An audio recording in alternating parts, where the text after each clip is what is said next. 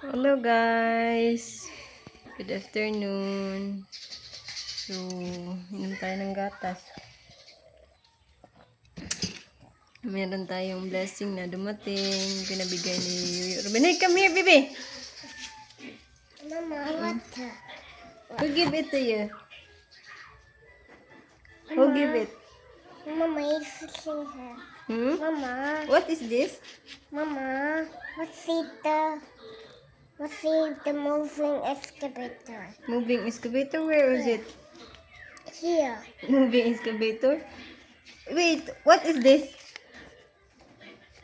Mama, What is this lagi? no, one piece, let's see. What's that?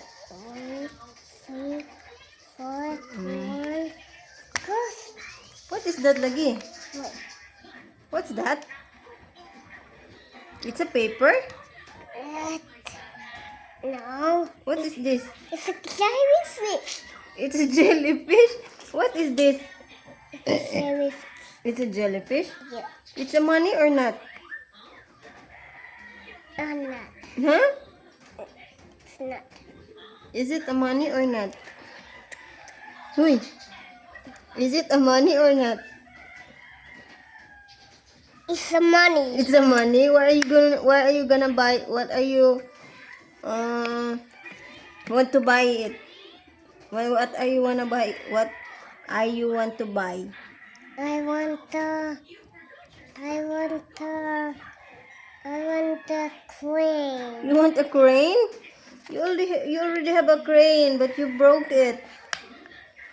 Say thank you to mom first. Thank you, mom. Take it, mine. Thank you, mom. Thank you very much. Say God bless. Say God bless. Uy. Say God bless. Say God bless. Say God bless. You say God bless first. God bless po. Thank you so much. Salamat po ng marami sa blessing, ma'am. Thank you very much. Bili si mama na. Mama will buy a milk. Mama's milk and your milk. No, it's my sucker. It's your choco, but you don't have milk na una, ah? It's empty naman. What do you want? A choco or a milk? Milk. Milk? Oh, Oh, let's buy milk. sugar. Choco? Let's buy choco when papa's arrive. Ayan mga kabayan, hindi kasi kami nakasama sa church ngayon dahil maga pa yung aking pisngi. Kaya sila loloy lang yung punta sa church kasama si Lian. At sayang hindi ko na witness yung baptismal ngayon ni Lian. I don't know kung natuloy ba sila sa baptism or baka next week. Kasi nag-decide na si Lian to obey God. So,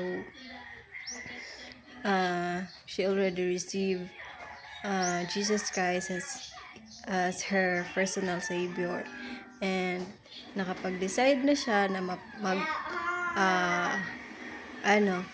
magpa-baptism.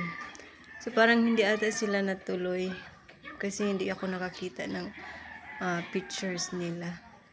So, thank you po ma'am sa blessing, and to you Ruben and Ate Ibig. Thank you po ma'am.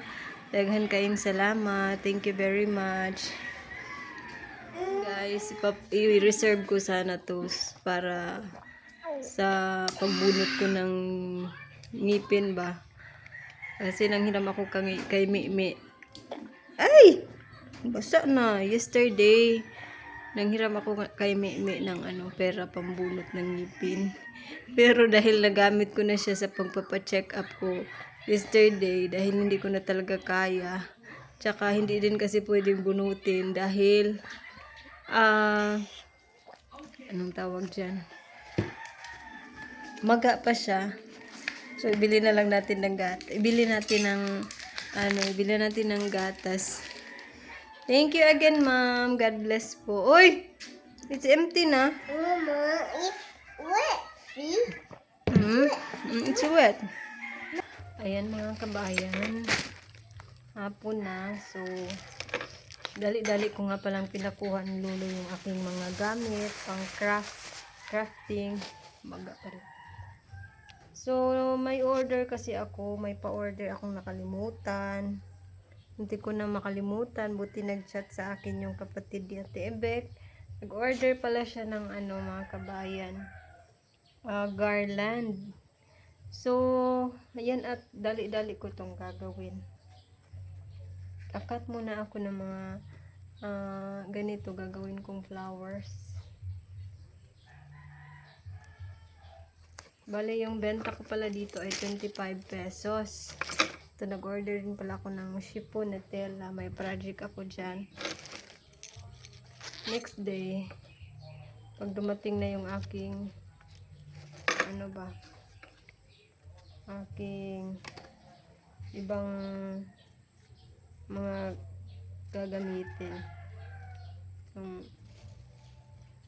Kunting tubo, okay na yun mga kabayan. So, 25 pesos yung benta ko dito pag walang candy. So, plain lang yung gusto ni ate.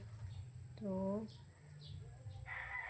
1, 2, 3, 4, 5, 6, 7, 8. Plain lang yung gusto ni ate. Gusto niya yung kulay na yellow.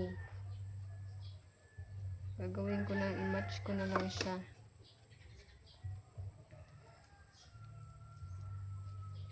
Nagkakat lang kasi ako ng white. Tapos, tinanong ko siya kung ano yung gusto niyang kulay kasi naubusan ako ng blue.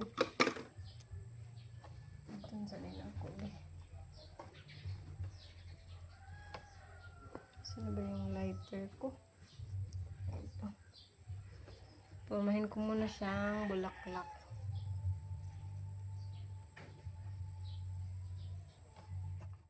Kwento ko lang sa inyo mga kabayan, matagal ko na talagang hilig mag-crafting, mag-DIY or magtahi, ganyan ba. Hindi ko nga lang talaga siya magawa-gawa noon dahil nga ayoko namang iasa yung mga pambili ng mga gagamitin ko doon kay Loloy dahil nga dagdag na sa daily expenses namin. Tsaka may mga mas bagay pa na importante.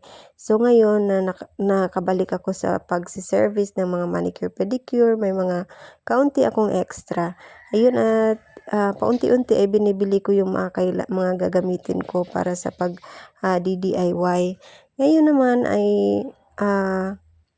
nag-start na ulit ako mag crafting. So, ngayon ko lang siya nabalikan ulit sa paggawa dahil nga rin malaki na si Liam. Simula kasi nung pinanganak ko si Liam ay parang tinatamad na ako dahil ang daming gawaing bahay. Halos hindi mo na magawa. Tapos, mag-aalaga ka pa ng maliit na bata na sobrang likot. Kaya ngayon ay nagagawa ko na siya dahil may sariling na si Liam ba. Naglalaro na siya sa kanya lang. Kaya, ayan. Balik tayo sa pag-crafting. Excited ako sa next project ko mga kabayan. Abangan nyo po. So, isa din yun sa mga hilig ko. At saka, parehas naming gusto ni Liam ba? Estelian. Parehas naming hilig na ginagamit sa buhok. So, ayan mga kabayan. Already finished yung aking ginawa. Yung dalawang yellow nito ay order po to. Itong isa naman ay bibigay ko kay Itang. Graduating na din pala si Rosalita. Congrats to all graduates. Ayan mga kabayan.